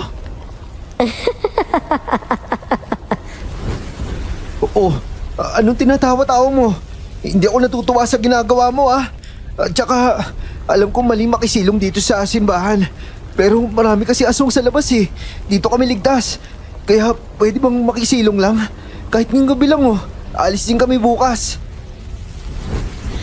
Hindi kayo makakalabas dito hanggat hindi nyo napupuksa ang mga alagad ng dilim sa labas ng simbahan na to. Kahit palipasin nyo pa ang isang gabi, bukas ng umaga, buong bayan naman ang kukuyog sa inyo. Eh kung ganun, hayaan mo naman kami manatili dito. Hanggang sa makaisip kami ng paraan para matalo yung mga yon. Pero hindi ganun kadali tapusin ang mga nilalang na yon. At may isa pang dahilan kung bakit kayo nandito. Dahilan? Anong dahilan?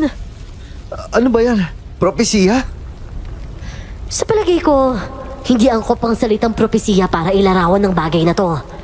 Siguro, maaring isang sumpa o kagustuhang saksi ang buwan. Basta ito ay katotohanan tungkol sa iyong pagkatao.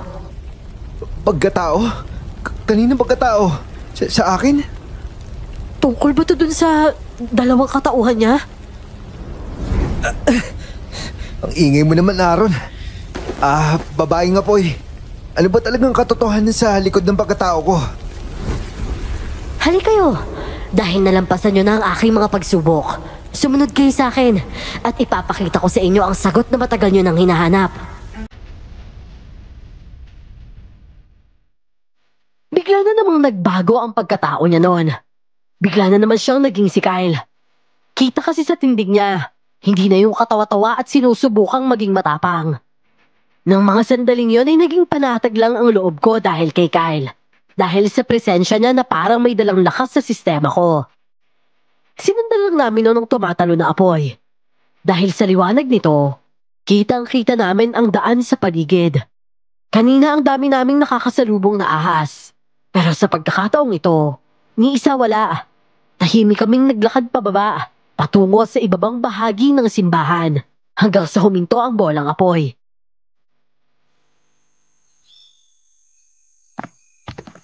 Bolang apoy. Anong gagawin namin dito?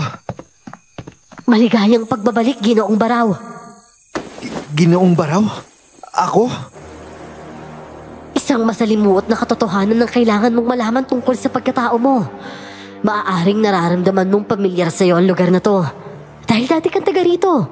Ipinanganak ang apo ng dato matagal na panahon na ang lumipas. At sa kabila ng kanyang pagiging pare, si Padre Saturno ang mismong tumulong sa iyong pagsilang. Ginampanan niya ang tungkulin ng isang komadrona. Pero nang mamatay ang iyong ina, tinuring niya ang sarili bilang isang makasalanan. Gayunpaman, pinalaki ka pa rin niya ng may malasakit at pangunawa. Pero yung ba talaga yung buhay ko? Bilang Ginoong Baraw? Tama ka. Ikaw si Ginoong Baraw nung unang panahon. At ikaw ang batang hinasa ng isang pare para maging manunugis.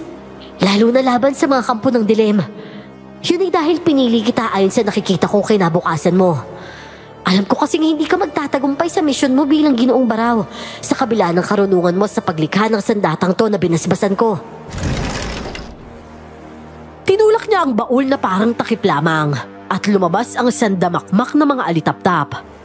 Dahil sa ilaw na ginawa ng mga alitaptap, makikita roon ang tila putol-putol na espada. Teka, sa kanya ba yan? Teka, bolang apoy. Nakikita mo yung hinaharap ko? Oo naman. Bilang isang orakulo, taglay ko ang malinaw na pangitain. May kakayahan rin akong silipin ang nakaraan at hinaharap ng isang nilalang. Pero ang pahayag ko ng mensahe ay limitado lamang. Maaari ko ring isiwalat ang nakaraan, pero hindi ang kasalukuyan. Kung ganun, kung ako si Ginoong Baraw noon, namatay ba ako sa pagkikipaglaban sa mga nilalang na to? Oo, namatay ka. At kinain ka ng mga aswang na yon. Yung pisikal na katawan mo. At sinira nila yung sandata gamit lamang ang dalawang malaking bato. At bago bumagsak ang simbahang to, naipon muna ni Padre Saturno ang sandata mo. Pero habang ginagawa ka nilang hapunan, nagbitaw ka naman ng sumpa. Sumpa na babalik ka at ipagpapatuloy ang dati mong sinimulan. Kaya ba nandito ako sa katawan na to? Oo, pero hindi ka dapat nandyan. Anong hindi dapat? Pero nandito ako eh. Dahil kasi sa sumpang binitawan mo, binasbasan ko yon dahil sa nakikita ko kinabukasan mo. Mali, pero kayang gawing tama dahil may sariling pagkatao ang katawan na yan. May sarili siyang kaluluwa at isang anghel na pinadala ng nakakataas. Pero dahil sa sumpa mo, sumiksi ka sa katawan na yan.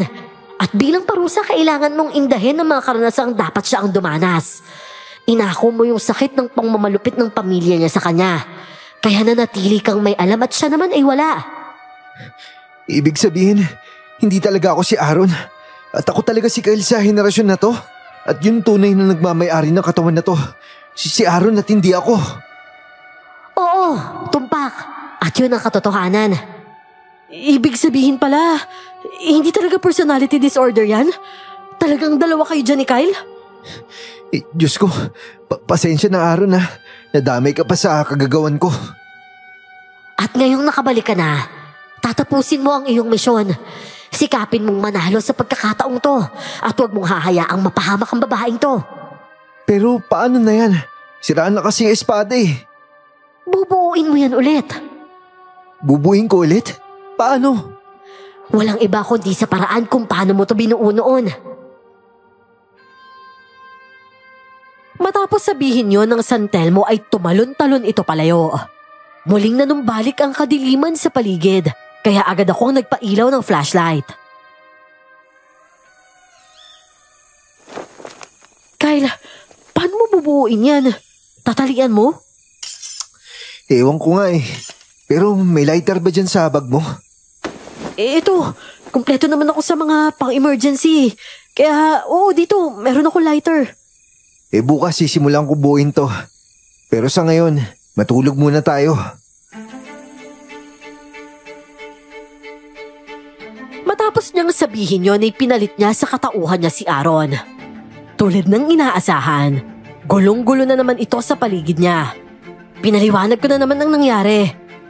At buntong hininga lang ang tanging na isagot niya sa akin.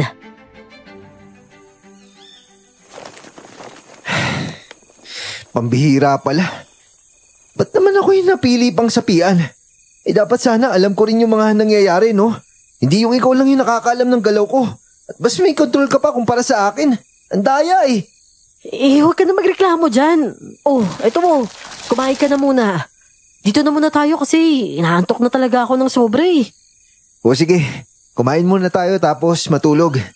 Ramdam na ramdam ko pa yung sakit tsaka pagod ng katawan ko eh. Kailangan din natin magpahinga. Naghanap lang kami noon ng lugar na pwedeng komportable lang kaming humiga. Pinagbigyan namin ang mga sarili naming gamutin ng antok. Doon ko lang mas naramdaman ang hapdi ng sugat ko. At pansin ko rin si Aaron na dinaramdam ito.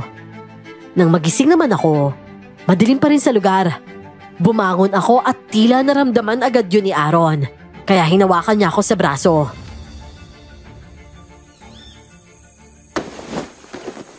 Sandali lang. Sabay na tayo. Huwag mo iwan dito. Sandali lang naman ako. Titingnan ko lang kung maliwanag na ba sa labas. Sige. Babangon na rin ako. Aray, ang sakit nito ah. Grabe, mga yung sugat ko sa likod ah.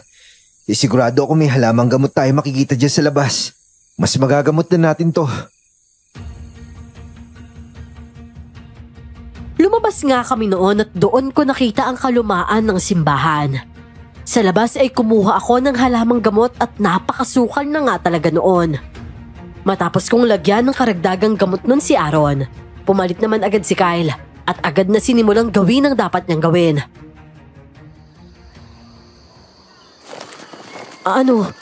Ikaw na ba ulit yan, Kyle? Kailangan mo ba ng tulong? Kaya ko na to. Pero magayong sugat mo sa balikat ah. Masasaktan ka nito. Oo, sige. Maghahanap na lang ako ng signal. Baka kasi tumawag si Hepe. Delikado sila sa lugar na to kahit umaga pa. Sige. Basta huwag kang masyadong lumayo ah. Huwag kang bababa ng hagdan. Oo naman, dito lang din ako.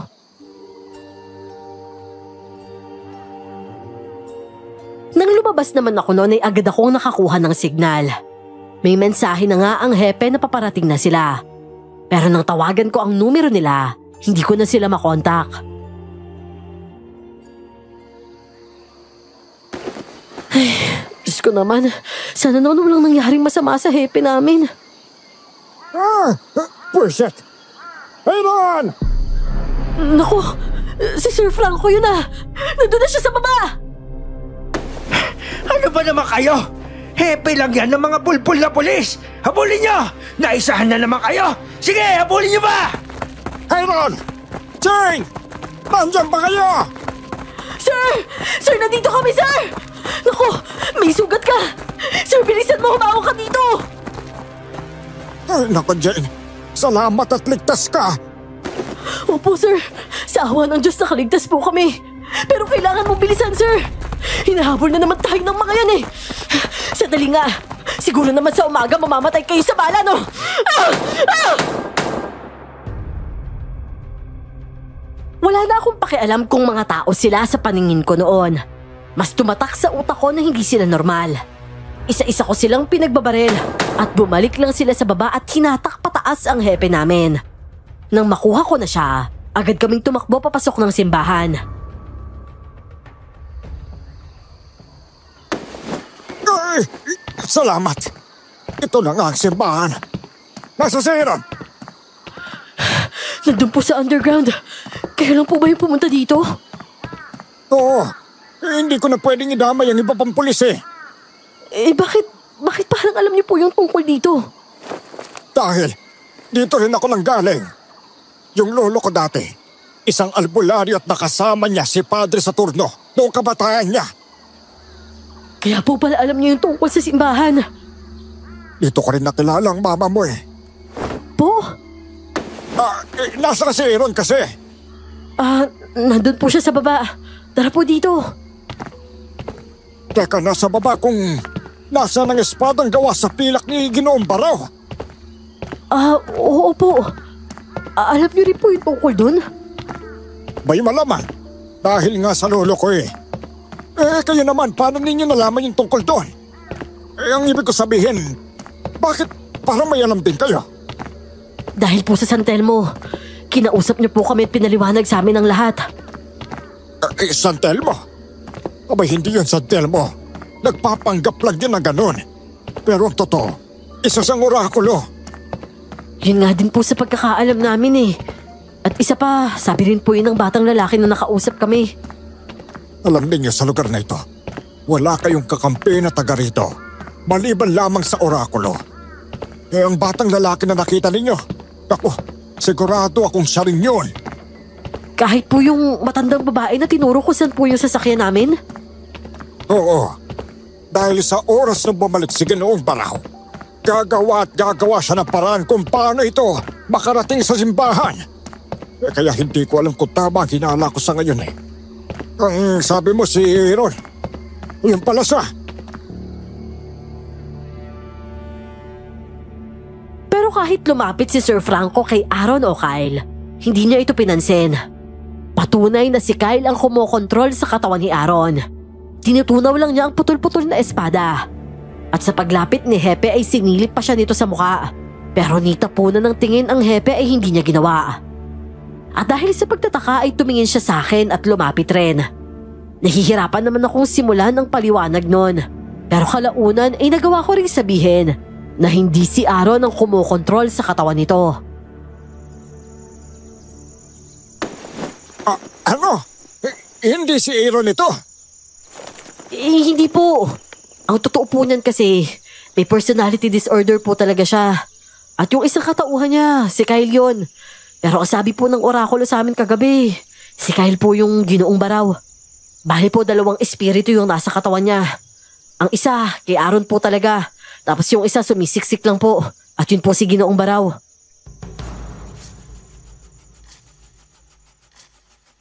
Maang siyang napatingin kay Kyle habang tuloy lang ito sa ginagawa. Tila kabisado na niya ang bawat galaw. Parang likas na kasi sa kanya ang paggawa ng espada. Ayon kasi sa kwento, doon din mismo sa lugar na yon ginawa ni Ginoong Baraw ang espada. Kaya hindi na rin nakakapagtakang may mga kagamitang naiwan para muling makabuo ng isa.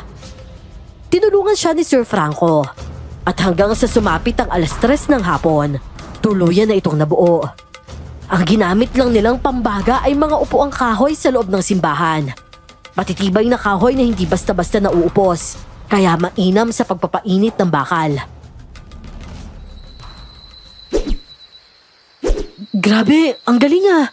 Nabuo ulit yung espada? Teka, ikaw pa rin ba si Kyle o Ginoong Baraw? Ako nga ho. At oras na para tapusin tong laban na to. Para maghimalaya na si Aaron sa sarili niyang katawan. Teka, sa pagkakalam ko tungkol sa'yo, namatay ka dahil nalinlang ka. Pero sumumpa ka naman bumalik. Ngayon sa pagbabalik mo, sasabihin ko sa'yo kung ano ang sikreto ng mga aswang na ito. Kaya nananatiling panalo ang lugar na ito at pinamahayan ng mga aswang. Sumumpa ho ako na hindi na ako magkakamali. At kung meron man silang pinanggagalingan lakas, kailangan ko na itong wakasan. Ganito, mayroong puno ng lagtaw na sinasamba nila sa lugar na ito. Malaking puno yon, ngunit mapanganib. Pero kapag nasira yon, maglalaho ang mga aswang sa lugar na ito. Yun nga ang kailangan natin yung hanapin. Dahil nagtataka si Kyle sa alam ng hepe, pinaliwanag rin namin sa kanya ang dahilan hanggang sa maintindihan niya ito. Nang malinaw na ang lahat, umalis agad kami. Pero may binigay sa amin si Kyle na punyal. Yung punyal pala namin, nilagyan niya ng pilak ang talim. Tapos meron ding ilang bala na nilagyan niya rin ng pilak, kaya ang paggamit nun ay kailangang limitado lang. Nang lumabas kami ng simbahan at hinarap ang mga aswang na nasaan yung taong nasa hagdan lang, nangunguna si Kyle na harapin ang mga ito. Ang iba ay tumakbo dahil nakita nila ang espada na hawak niya. Grabe, ibang klase pala talaga tong si Aaron no? Kalahin mo nga namang sa kilos niya Ang galing niya sa espada. Dahil sa palagay ko po, sir, mukhang naaalala na niya ang sarili niya bilang Ginoong Baraw. Tara na, kailangan natin magmadali. Dapat makita agad natin yung punong yon bago pa magdilim. Oo, sige. Sir, tara na po. O sige, doon tayo sa kabilang bundok. Mabilis kaming nakarating sa baba. At doon nga ay 2 sasakyan na ang nakaparada. Pero butas ang ibang gulong. May mga taong lumalapit sa amin noon. May mga dala silang itak, kaya naghanda na rin kami. Aaron, ako magpapalit ng gulong sa sasakyan ninyo. Ikaw ang humarap sa mga ito. Mas biyasa kasi ako sa balir. Pero sayang naman ang bala. O sige ho, ako na humarap sa kanila. Jane, pakitulungan si Hepe. Oo, sige. Hinarap ni Kyle ang grupo ng mga taong yon. Marunong din silang humawak ng itak, pero mas bihasa siya. Sa bawat ikot ng katawan niya, may 2 agad siyang nasusugatan. Samantalang kami ni Sir Franco ay minadali ang pagkumpuni ng gulong. Nang mapatumba ni Kyle ang mga kalaban, agad din siyang tumulong sa amin. Pero bago pa man kami makatapos ay may isa pang mas malakas na dumating na kailangan niyang harapin. Matapos naman ang halos kalahating oras, natapos din ang pagpapalit ng gulong. Si Sir Franco na ang nagmaneho at si Kyle ay tumabi sa kanya. At ako naman ang naupo sa likuran. Mabilis kaming umalis sa lugar hanggang sa makarating kami sa labas ng kalsada. At doon namin nasalubong ang isang truck na walang driver. Papunta ito diretso sa amin. Buti na lang at magaling si Sir Franco na magmaneho. Grabe talaga dito. Buong bahin talaga, lahat sila dito, aswang. Yung matanda, may tinuturo. Sundan mo po, sir. O sige. Papunta sa kabilang bundok ang direksyon na yon. Mas mahaba ang kalsada roon. At sa kinaroroonan namin yon ay may mga bato ng sadyang pinagulong sa baba. Iniwas-iwas lang ni Sir Franco ang sasakyan para hindi mabagsakan ng bato. Hanggang sa may bumagsak na bato sa unahan ng sasakyan, kaya hindi na namin nagawang magpatuloy pa. Kailangan na natin bumaba. Dalhin natin yung mga kailangan natin tapos maglalakad tayo papasok sa gubat. Oo, sige. Para iwas gutom, magdala tayo ng pagkain. Bayan talaga ang ginanda ko. Kaya itong bag na ito, puro pagkain ang laman nito. Abay mas malakas kapag lumalaban tayong busog. Mga aswang lang ang mga yan. Hepe, bilisan na natin bago pa tayo mabagsakan ng malaking bato dito. Tuloy-tuloy lang kasing nahuhulog ang mga bato na galing sa taas noon. Tapos yung truck noon, makakasalubong pa namin. Babanggain kami nito kahit wala kaming nakikitang nagmamaneho. Buwisit na yan. Bakit ba kasi tumatakbong mag-isa ang truck na yan? Dahil bayugo may dala niyan. Uri ng aswang na hindi nakikita. Kaya habang tumatakbo pa ang truck na yan, ibig sabihin, nandyan ang bayugo na yan. Delikado yung kalaban. Tumakbo kami ng mas mabilis pa noon hanggang sa nalagpasan namin ang lugar kung saan may bangin sa ibabaw. Naging patag na ang lugar sa taas at papasok na kami sa makahoy na lugar. Walang mga aswang roon, pero ang truck noon humahabol. Kumakagat na kasi ang dilim noon kaya kumikilos na ito bilang aswang. At mukhang malakas ang bayugo na yon. Pero tumakbo lang kami ng mabilis noon hanggang sa narating namin ang lugar na napakabaho. At sa itaas ay may mga nakabitin na mga tao, gamit lamang ang mga alambre. Ang nakakapanghina pa noon dahil tagos sa mata ang alambreng ginamit pambitin sa kanila. Naku, Diyos ko, gabayan niyo po yung mga kaluluwa ng mga biktimang to. Hindi ko na talaga to kaya. Takpan mo ang ilong mo! Hindi ka pwedeng bumagay dito pa lang! Sa palagay ko, malapit na tayo dahil nakakakita na tayo ng mga alay nila. Sa totoo lang yung sinapit ng mga taong yon, nakakapanghina talaga ng loob. Maliban kasi sa sobrang baho nila ay karumal-dumal talaga ang mga sinapit nila. Huminahon na lang ako noon dahil kailangan naming tapusin ang kademonyohan sa lugar na yon. Sa tingin ninyo, kaya nyo kami puksain?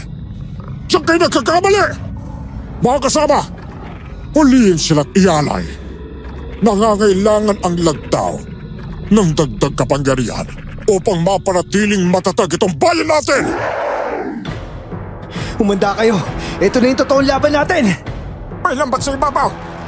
Jane! Ilag! Kyle! May lambat! Wala to! Madali lang itong punitin! Ano nangyari? Bakit buo na ulit ang espadang yan? Sa tingin mo, anong ibig sabihin kung bakit nabuo ang espadang to? Pinuno! Sa palagay ko, bumalik na si Ginoong Baraw at nandyan na siya sa lalaking yan. Kaya pala iba yung pangamoy ko sa kanya. Talagang kaduda-duda. At ngayon ko lang yun napagtanto kung bakit sa simbahan sila pumunta. At alam nilang may simbahan dito. Well, walang iya ka talaga. Hepe ka ng kabilang bayan. Tapos isa ka pa ng demonyo. Mahal kong pinsan. Ang sabi ko, pahingi ng 2 tao mo. 2 lang naman pero bakit ka ba nagdadamot? Ha? Pahingi? Ayan, binakaw mo ang 2 sa mga pulis ko. Yun nga lang, ang isa sa kanilang nakatakdang tatapos sa'yo. Kaya ayos lang kung kinaya mo ko para malinlang sila. Ikaw rin naman ang mahuhulog ngayon. Sa sarili kong patibong! Ibig sabihin, ginaya ka niya, Sir Franco? Teka, Sir Franco? Sa pagkakalam ko kasi, sa pamahalaan niya, anak niya ni Juana. Tapos, tinatawag kang Sir? Hindi niya ba alam na anak mo siya? Ano? Anak mo, naiaalay mo sana kapalit ng ginto! Walang yaka, kahit kailan ka talaga. Lumipas na ang panahon at lahat-lahat. Naniniwala ka pa rin na iaalay ko sa'yo ang makina ko. Hangal ka! Natalo ka na't lahat-lahat. Abay hindi mo pa rin naiintindihan na ginagago lang kita noon. Ikaw yata ang hindi nakaintindi sa sinabi ko. Pinubulgar ko lang sa kanya ang sekreto mo na minsan mo na siyang sinakripisyo kahit niloko mo ko. Ngayon, hindi pa niya alam na tatay ka niya? At siya, apo ng isang aswang! Aba yun nga lang, hindi kasing hangal mo ang anak ko para pagbigyan niya ang inaasahan mong galit niya. Para sa katotohanan na ito. Aaron, tapusin na natin ang mga ito! Mga aswang! Magsikilos kayo! Patayin niyo sila! Jane, katabi lang kita. Huwag kang lumayo ha! Yung bayugo nila, pakiramdaman mo!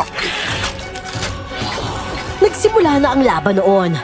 Napakabilis ng mga aswang, lalo na't dumidilim ang paligid. Pero biglang lumitaw ang San Telmo at nagsilbi itong ilaw namin. Ilang beses akong nakatamo ng kalmot, Pero lagi akong pinoprotektahan ni Sir Franco para lang hindi ako mapuruhan. Hiron, yung puno! Pinuntahan na ng santel mo! Huwag niyo ngayon mangalapit sila sa puno! Lumayo kayo sa akin! Sir, protektahan mo ako! Maglalabas ako ng granada! Mas marami pa yung paparating! Oo, sige! Gagamit na ako ng baril! O sige po! Habang nagbubukas ako ng bag, ang bawat aswang na umaatake sa akin ay hinaharangan niya. Nasusugatan na siya pero tinitiis niya maprotektahan lang ako. Agad ko rin namang nakuha ang granada nun. Mabilis ko itong tinanggalan ng pin at hinagis sa mga papalapit. At saka mabilis na hinarap din ang iba. Tigil! Tigilan niyo yung mga kasama ko! Kuhain niyo, saksakin ko tong alagang lagtaw niyo! Sa tingin mo panalo ka na yan, ha? Ginoong Baraw! Ako ba ang hanap niyo, Ginoong Baraw? Halika dito! Bitawan mo ako, aswang ka! Kyle! Diyos ko, bakit ba ganun? Buhay yung mga ugat sa puno! Nilala mo siya, sir! Ginoong Baraw, kaya mo yung labanan! Hindi ka bumalik para lang sa wala! Kahit kailan talaga, wala kang pinagkaiba sa dati. Mangmang ka pa rin, Ginoong Baraw! Huliin niyo mag-amang yan at ibitay sila sa harapan ng mangmang na mananugis na yan! Bitawan niyo kami! Sir Franco! Lumaban pa rin kami noon. Pumalag ako ng pumalag sa kabila ng pagod ko. Hinatawan ako ng mahabang kuko ng aswang noon at isang mahabang guhit ng sugat ang natamo ko sa dibdib. Sumigaw si Sir Franco dahil mukha niya noon ang nagkaroon ng sugat. Talagang dumaan talaga ito sa ilong niya at wala kaming palag noon dahil huling-huli na talaga. Pinaluhod kami noon sa harap ng puno kung saan gapos na gapos si Kyle. Nagsusumikap rin siyang makawala noon, lalo na nang hinahanda na ng dalawa sa mga aswang ang alambreng itutusok sa mga mata namin. Doon naman ako nakaramdam ng takot sa tanang buhay ko. Takot na mahirap na indahin. Halos hirap na kasi akong huminga nang bumalata yon sa buong katawan ko. Manood ka, Ginoong Baraw!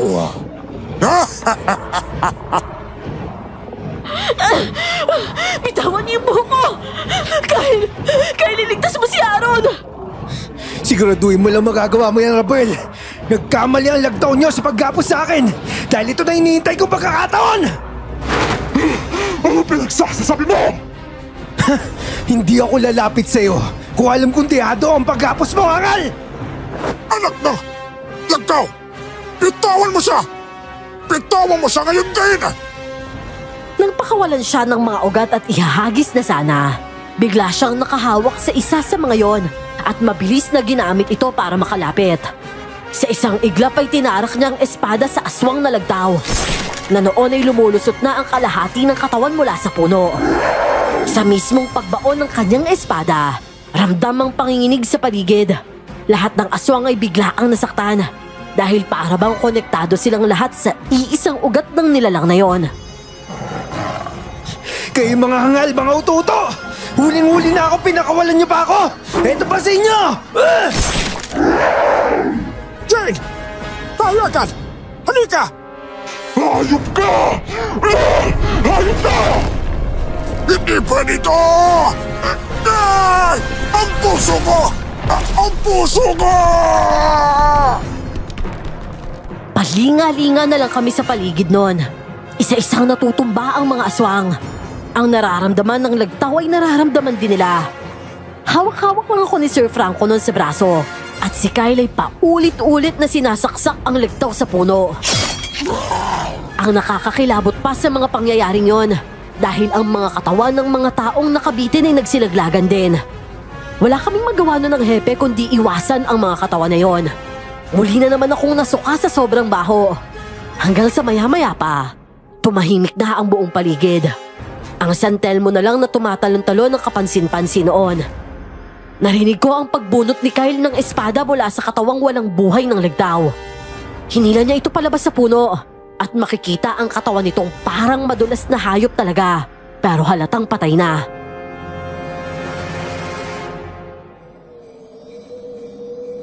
Ginoong Baraw, Natupad ko na ang sumpang binitawan mo sa mga aswang na to.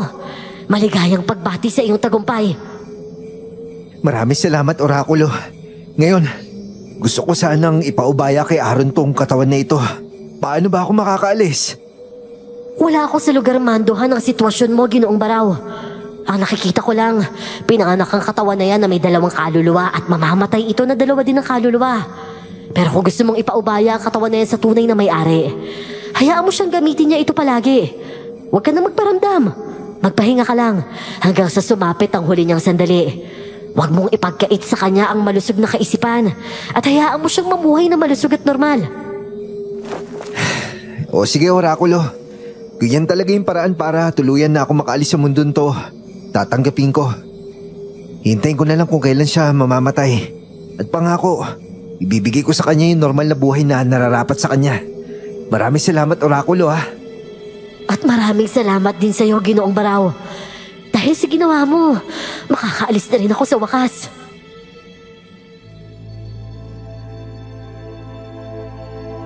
Tumalon palayo ang San Telmo na yon. Sinundan lang namin ito ng tingin.